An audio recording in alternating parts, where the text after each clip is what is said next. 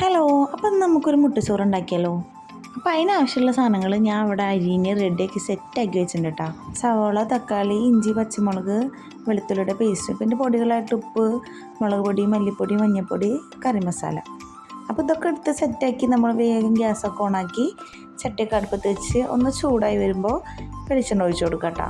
വെളിച്ചെണ്ണയ്ക്ക് നല്ല വിലയായ കാരണം കുറച്ച് ഒഴിച്ച് കൊടുത്താൽ മതി. അങ്ങനെ അതൊക്കെ ഒന്ന് ചൂടായി വരുമ്പോഴും നമ്മൾ സവോള ചേർക്കുക. സവോള ഒന്ന് വഴറ്റി വരാൻ വേണ്ടിയിട്ട് ഉപ്പിട്ട് കഴിഞ്ഞാൽ പെട്ടെന്ന് വഴറ്റി കിട്ടും, ഒരു ബ്രൗൺ കളറൊക്കെ വേഗം ആവുമെന്നൊക്കെ കേട്ടിട്ടുണ്ട്. അപ്പോൾ അതുകൊണ്ട് ഞാൻ കുറച്ച് ഉപ്പൊക്കെ ഇട്ട് കൊടുത്തു. എന്നിട്ട് ആ ഒരു ബ്രൗൺ കളർ ആവണ വരെ നന്നായിട്ട് മിക്സ് ചെയ്യുക കേട്ടോ.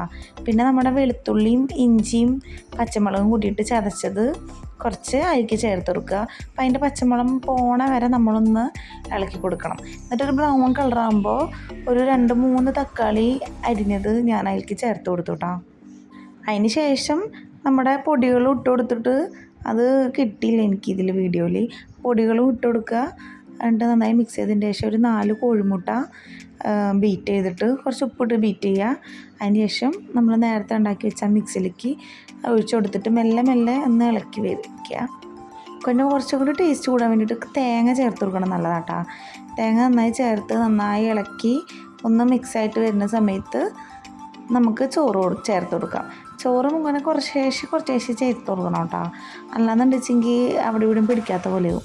ലാസ്റ്റ് നമ്മുടെ മല്ലിച്ചപ്പും കൂടി ആഡ് ചെയ്തിട്ട് പ്ലേറ്റിലേക്ക് സെർവ് ചെയ്യാം. അപ്പോൾ നമ്മുടെ മുട്ടച്ചോറ് ഇവിടെ റെഡി ആയിട്ടുണ്ട് കേട്ടോ.